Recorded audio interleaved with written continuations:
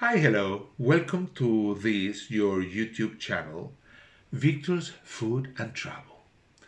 Today I am going to take you to a church that really caught me by surprise.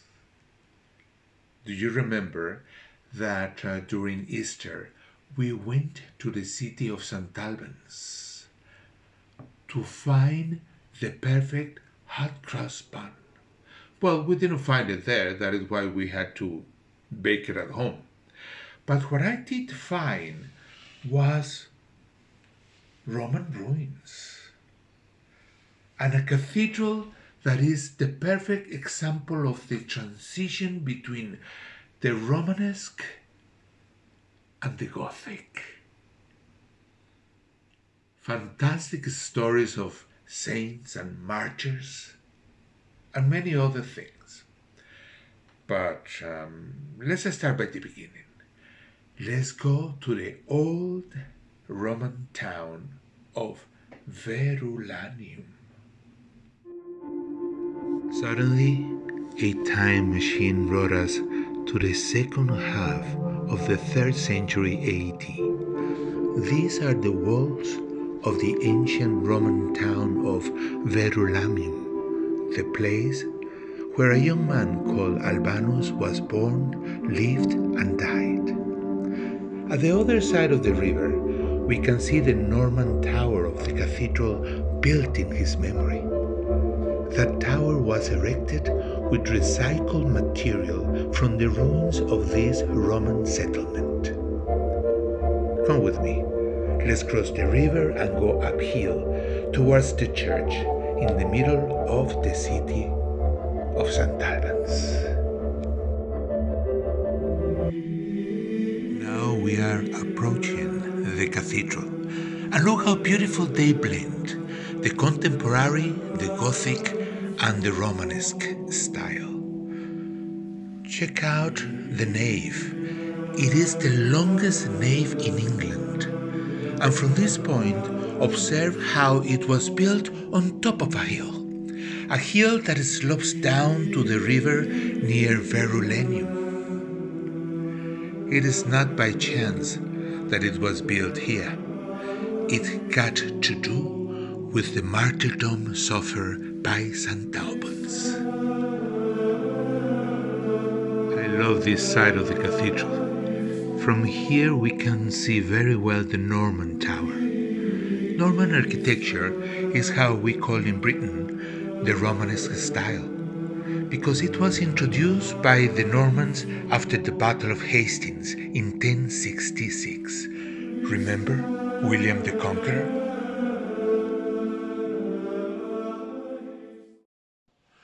For me, the most remarkable thing that this church has is the Norman style, or the Romanic or Romanesque. Look at those arches. Look how beautiful they are. Romanesque, built how the Romans used to do. Very old. It means that it was from around the 11th, 12th, 13th century. And the remarkable thing in this church is that in one side we have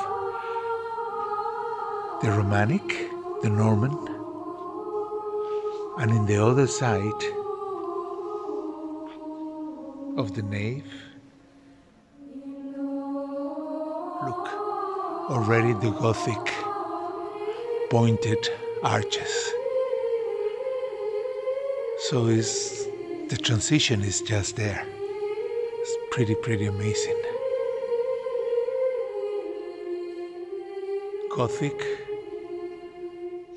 late 14th century, 15th century.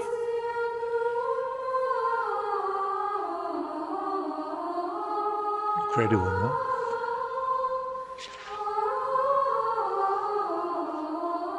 Another thing that it is amazing is the wall paintings. As you can see, these pillars were decorated with paintings dating from 1215.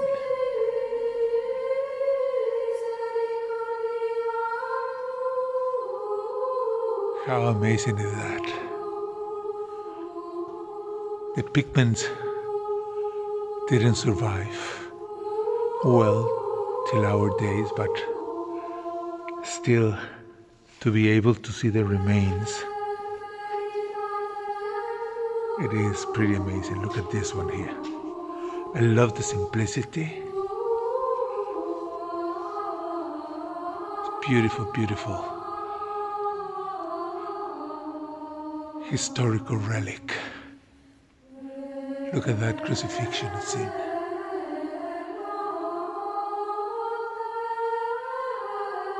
But it is the juxtaposition of the two styles so blatant in your face. One part Gothic, the other one Romanesque. I am fascinated by this style. Call it Romanic or Romanesque or Norman. It is the elegance, the simplicity in the lines. Look at that arch on top of the main altar. The geometrical design, exquisite, spectacular. Also remember that in this church we have the longest nave in England, 85 meters long. This side of the cathedral is completely Gothic, and late Gothic. Look how beautiful this vaulted ceiling is. Stained glass windows.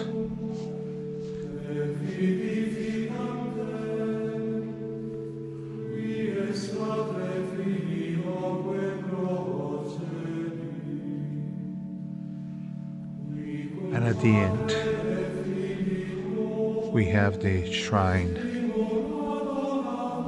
of St. Albans, where the pilgrims come and light the candles, like this family is doing.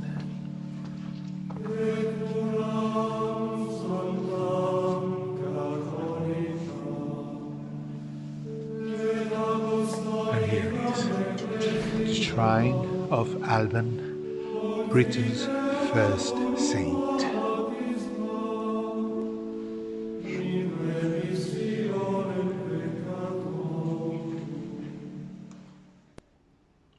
Do you remember that hill that I showed you from the outside? Well, it has to do a lot with the history of this place and the story of St. Albans. St. Albans was a young Roman who befriended a Christian priest by the name of Amphibolus. These events coincide with the reign of Emperor Valerian, the one who starts the Christian persecutions. Due to the imminent danger, Alban decides to shelter Amphibolus in his house. But unfortunately, he was betrayed, and the Roman centurions came and captured the priest. But here is the twist of the story. St. Albans took his cloak and pretended to be the priest. So he was then captured instead of the priest. He thought that maybe he would be safe because he was a Roman. No, he was actually tried and sentenced to die. So in order to do the execution, they crossed the river, brought him to the top of the hill where he was executed. And that is the reason why on top of that hill we have this beautiful cathedral today. What do you think about that story? Very nice indeed. I think they are going to start the service very soon. I better go. This is the northern transept. And this is very famous because there is this modern stained glass window. It was built in the 1980s by Alan Younger, a British artist that passed away in 2004. So it is contemporary. As you can see, the designs are very, very abstract, geometrical. They are all the concentric circles of life. It is also very famous because in 1989 it was unveiled by the famous Princess Diana, Princess of Wales.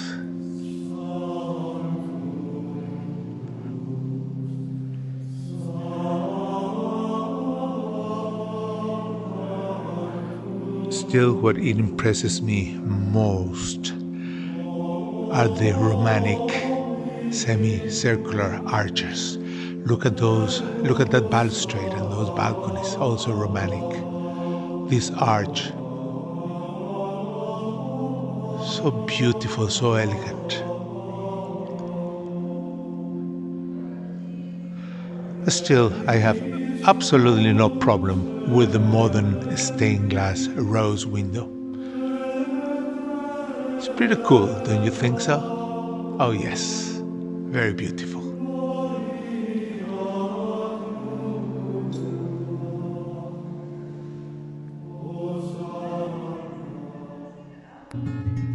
And that is all the time that we have together, my friends. I hope that you enjoyed it.